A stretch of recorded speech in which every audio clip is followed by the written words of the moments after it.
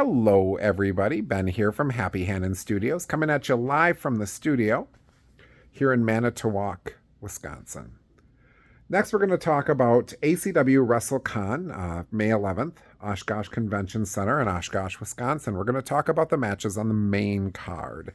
If you haven't watched it yet, go back and watch my pre-show video, or you can also watch the video about the event itself minus the matches. So match number one of the main event was the annual $5,000 Jim Murphy Memorial Battle Royal. Lots of wrestlers in there. Some of the highlights for me, of course, was Perfection. We had Xavier Michaels, the Glam God, two of my favorites from now. We had Stormy Daniels, girl and a guy match type thing. For a lot of the fans there, Colt Cabana would have been a highlight. I go to wrestling, independent wrestling for the independent wrestlers, but fans were popped for Colt. Kevon Lee, Brock Hall, Mikey Whipwreck, who both have won the Royal before, won the $5,000. Oh, golly, I'm trying to think. And many others. I know I'm missing some of you, and I am sorry. I didn't write down all who were involved. A couple cool points. There was a point where Xavier Michaels and Perfection bumped into each other and were about to attack. Saw it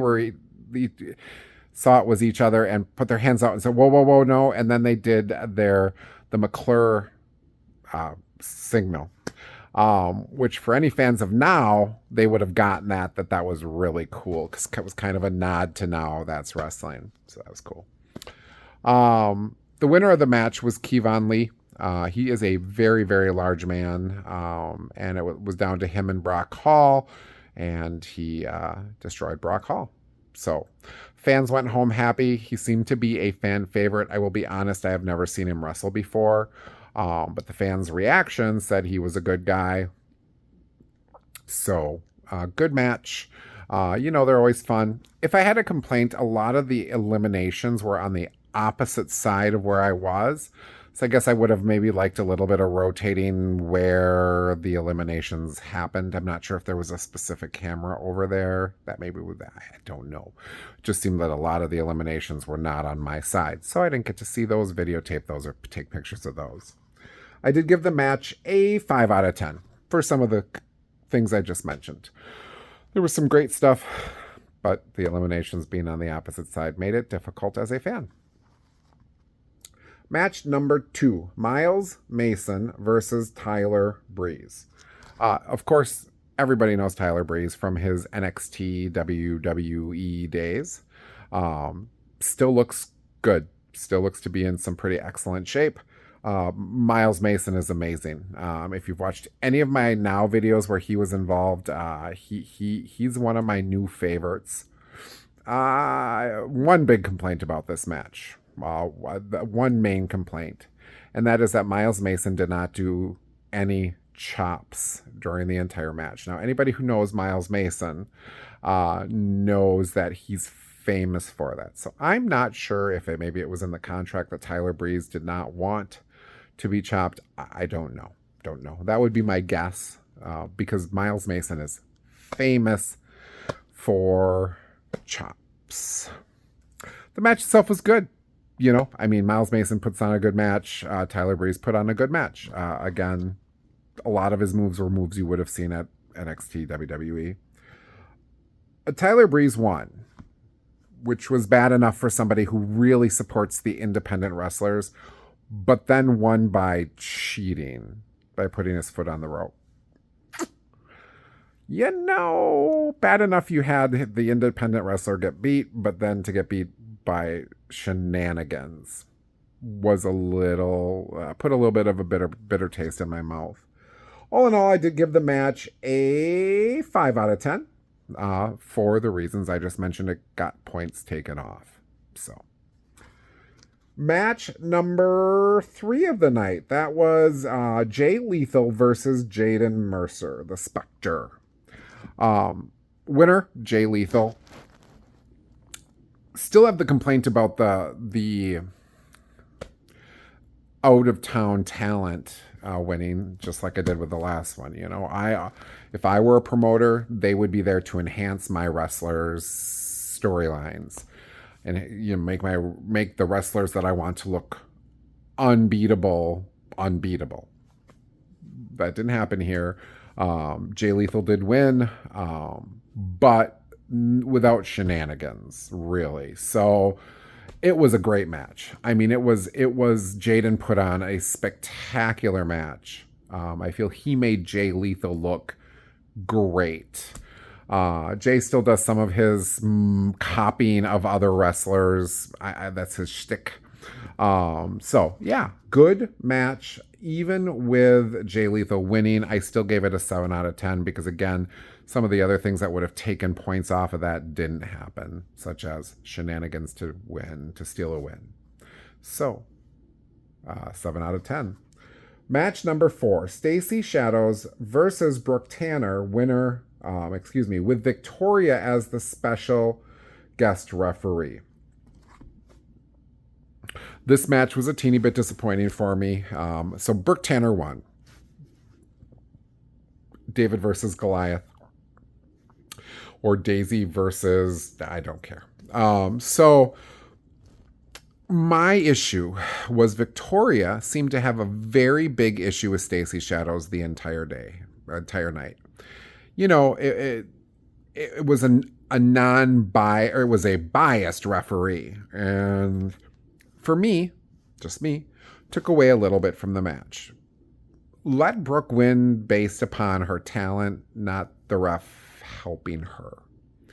So that took some of the excitement away from me. I've never seen Robbie Lovitz as Stacy Shadow's manager. That was kind of cool. I do love Robbie from Now That's Wrestling. So see him as Stacy's manager, at least until the end of the match. That was pretty cool.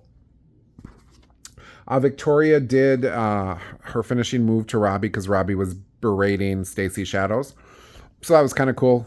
Let the fans go home happy, or, you know, go home or be finished with that match happy. So, yeah, I give the match a 5 out of 10. Nothing spectacular. And again, some of the points came off because of the shenanigans by the referee. Match number 5, Adam Grace versus Colin Brooks for the Watertown title. Winner was Adam Grace. Great match. I love the Dojo Boys from back in the day, so to see them facing off was kind of cool. On a side note, I went up to say hi to Adam back in the day, back in the WPW days. I fanboyed for Adam Grace big time. I'm just one of my favorite wrestlers, especially as a bad guy. Just really enjoyed him. So I walked up to his table, not in any way expecting he would remember me. And he did. He said my name. He's like, Ben. Oh, yeah, of course, Ben. Nice to see you.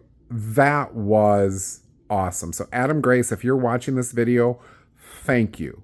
That was awesome that you remembered me. So the match itself was awesome. I mean, again, these two know each other like the back of their hands. So they put on just a spectacular match. I haven't seen Colin Brooks or Adam Grace wrestle in a very, very long time, and they're both some of my favorites from back in the day. There was some shenanigans. Adam did the low blow with the ref's back turn because the ref grabbed the belt away from Colin, turned around to put it down, and low blow Adam Grace, followed up with the flying Macho Man elbow. However, that is not where the excitement ends. So Miles Mason had a trophy of some sort, and for those of you that watch ACW, I'm sure you can tell me what that meant. But in the end, it really meant he could cash in for a title match, which he did, and he beat Adam Grace for the title. When I say the fans went crazy, it doesn't describe how crazy the fans went. One of the people there had a watch that said it was 100 decibels. That's loud. I love Miles Mason, very deserving of being a champion. I love when somebody who's homegrown succeeds. It happened later in the night as well. So I did give the match an 8 out of 10. I did take some points away for the low blow by Adam. I understand he's a heel. I just like to see, I love a nice, clean, technical match. So, but still, 8 out of 10. Great match by two friends. So, and then obviously Miles Mason winning the title, just cherry on top of that ice cream sundae. Match number 6, Nick Nemeth, some of you may know him as Dolph Ziggler, versus Salem Crane. So winner was Nick Nemeth. Again, I've talked about it a couple other times. I don't feel that the out-of-town talent should be beating the homegrown. However, obviously it's going to happen sometimes, unless a title's involved. If a title like EC3 holds the title, I don't feel that maybe those should be beaten on a local show, but that'd be cool if they were. The match itself was awesome. Nick Nemeth is really good at what he does. Salem Crane's even better at what he does. So they put on a good match. I did take some points away because Nick Nemeth won. That match and then the Jade and Jay would have probably been 10 out of 10 matches if the other person won. So it was still a very good match. I gave it a 6 out of 10. Again, I love Salem Crane and really would have loved to have seen him win. I think that would have been a career definer. So, next match was for the ACW Tag Team titles. Superior, which is Kaiser, and then somebody else who I don't know, I apologize, versus the Baker Boys. One of, like, probably the 1A or 1B favorite tag teams in the Midwest. Versus Gen Z, which is my boy Roy and Preston Palmer. Versus The Curse, which was Tyler and Sean Priest. So this match was awesome. Spot after spot after cool spot after cool spot. It really was amazing. A good mixture of a lot of different kind of wrestlers. A couple holy shit moves, holy shit type moves. Just a really, really good match. A surprising winner. I have to say, I thought the Bakers were going to win. Maybe that was just me wanting the Bakers to win. So when Gen Z won and took the titles, and I love Gen Z, don't get me wrong. I especially love Preston as just priceless Preston Palmer. I love him because then it allows him to just really be that arrogant jerk. And I love Roy Cooper with Glam God because they're just so different from each other. But no matter what, it was still great to see them win. Big, huge step for their careers. But I do have a couple complaints. Stormy Denali came in low blow to help Gen Z win. I would have liked to see them start their title run off on a win, but again, the opponents they were facing kind of said this should happen, and then that gives them somebody to join their group. So that was cool. Again, because of the low blow, it's a 9 out of 10. Again, I think without that, had they somehow won without that, it would have definitely been a 10 out of 10 or maybe an even 11 out of 10 match. Just was really awesome. Lots of spots. I saw one of the Bakers fly through the air into a big group of wrestlers. I mean, come on. So, great match. We finished it with match number 8. This was ACW champ Drake Daniels, so he had a year-plus title reign, I read, versus Big Cat Chris Marr, and he is homemade wrestler. So Chris did pull out the win. Again, fans went crazy. I did not take any pictures or videos from this match because by the time this match came around, it was very late. So, but it was a great match. Allowing somebody who's homegrown to win that title was awesome. I did give the match a 7 out of 10.